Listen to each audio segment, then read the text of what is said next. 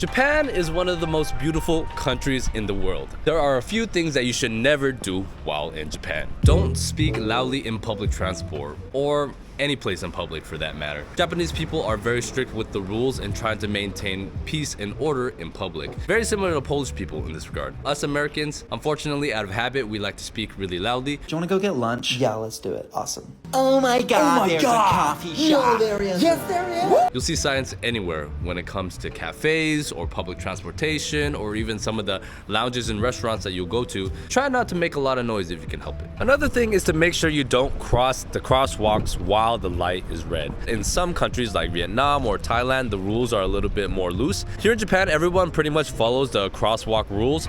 But if it's like a small street, kind of like this, where there's not a lot of cars going through and nobody really cares that much, you can cross it, but for the most part, people obey the traffic rules. Something that trips a lot of people up is making sure you walk on the right side, or in this case, the left side. In Japan, the roads are opposite than what we have in America, and that includes the escalators as well. So if you're planning on going up an escalator, usually it's gonna be the one on the left that's going up. When people are falling in line on the escalator, usually they stay to the left and allow people to pass on the right. This isn't a hard rule though, because sometimes people will wait on the right, sometimes people will wait on the left. But when you're on the street and you're passing by people, most of the time you want to stay on the left. Don't assume everybody here speaks English. Yes, English is the language of travel. Everywhere you go in the world, there's always going to be English. And even though Japan is very popular amongst Western tourists, the most common tourists that visit here are from China and from Korea. So make sure to have the Google Translate app on your phone. Make sure to download the Japanese language because you're going to be using the Translate app a lot here in this country. Some people here do speak English, but I find that it's very, very basic compared to a place, for example, like Thailand, where the level of English is actually quite good amongst the locals. Here in Japan, people speak Japanese, and that's just how it is. Something else you never want to do is arrive to your train station or bus station just a few minutes before departure. Always arrive early to give yourself enough time to find wherever you need to go. The metro system here is very efficient, but very complex. And if you're a foreigner, it can be very hard sometimes to read the maps. So when you look up how to get to your place on Google Maps, pay attention to the platform of the line that you're trying to go on. You can try to figure it out like based on which direction you're going, but to me, that's a little complex. Just figuring out the platform number is good enough. When you're trying to exit from any of these stations, pay attention to the yellow number that they put in Google Maps. That tells you exactly which exit you need to take while leaving any of the stations. Yeah, honey oolong tea, please. And then brown sugar tapioca, please. Another thing you don't want to be caught with is without cash. A lot of the restaurants and little stores here don't accept card, they only accept cash.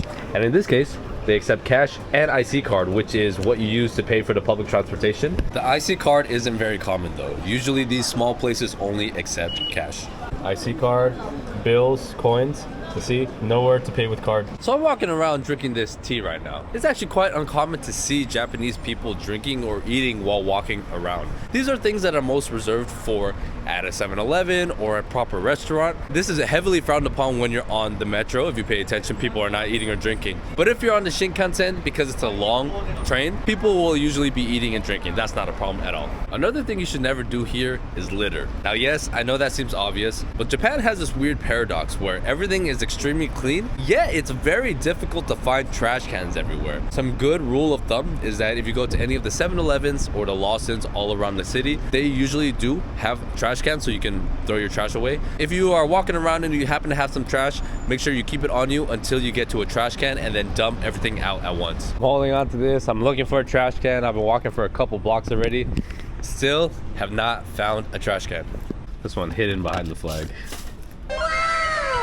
When you're traveling, you also don't want to have unprotected access to the internet. That's where today's sponsor, PIA, comes in. Whenever you are browsing online on an unprotected device, such as your phone or your laptop, you are transmitting a bunch of information that is viewed by different entities before going to the intended website. A virtual private network is an app that hides your IP address and safeguards your connection through encryption.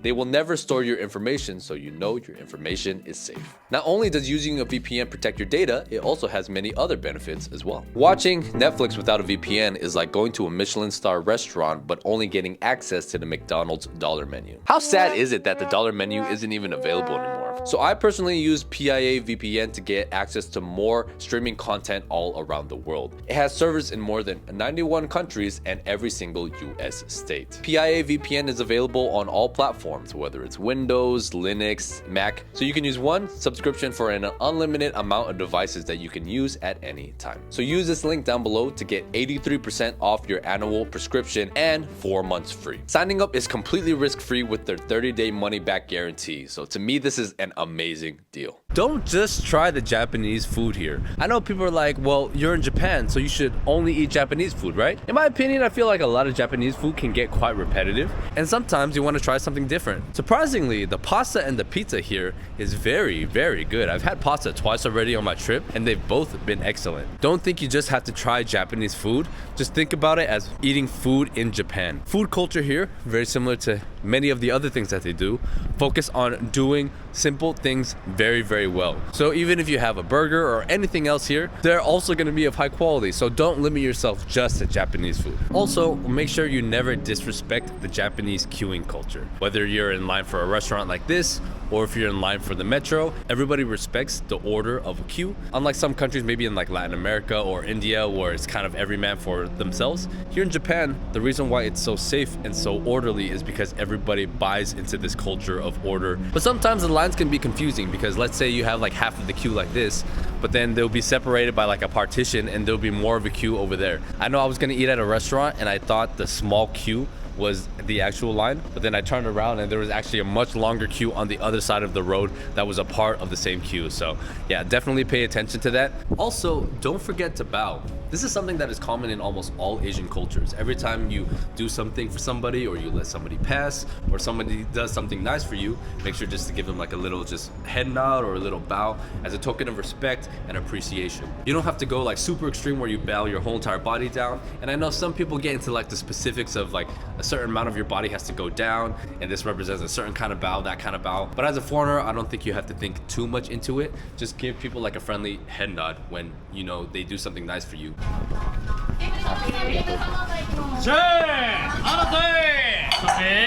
Something else you should never do is wear shoes indoors. Asian people are very similar to the Slavs in this matter, so when you go into someone's house or sometimes even to a cafe, you have to take your shoes off, and usually they will provide you with slippers to use while you're inside the house. Also, never come to Japan with a full suitcase. I guarantee you're gonna be doing a lot of shopping here, whether it's for souvenirs or what they're really known for, their clothes. Japanese fashion and clothes are some of the best in the world, not only through designs, but in terms of quality.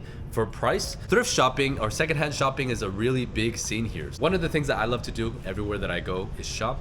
Japan, in my opinion, is one of the best places for it. And the worst thing is to come here with a full suitcase and you buy a bunch of stuff and you have to buy another suitcase or any of that. Make sure to leave room in your luggage because I guarantee you're gonna be buying a lot of things. Never take advantage of the kindness of Japanese people. This is a warrior culture, very similar to Mexicans or Russians and Ukrainians. Japanese people are nice and they're very polite, but if you don't respect their culture and you cross lines, they are not afraid to stand up for themselves. Us Asians, we have a stereotype for being harmless, and that works for us and against us. But in the case of Japan, Japan throughout its history has been notorious for being extremely ruthless to other people, especially when they are in war. And in a lot of ways, gender roles are still very common here. So don't be surprised when the men are super territorial of their country and their women and will stand up and defend their country when needed. When you're in Vietnam or if you're in Thailand, yeah, you can haggle a lot more because those countries are a little more like that. Even in China, I would say. But here in Japan, if you see the price, that's pretty much what it's going to be. There's not a ton of like street stalls selling clothes. Most of the time they're in like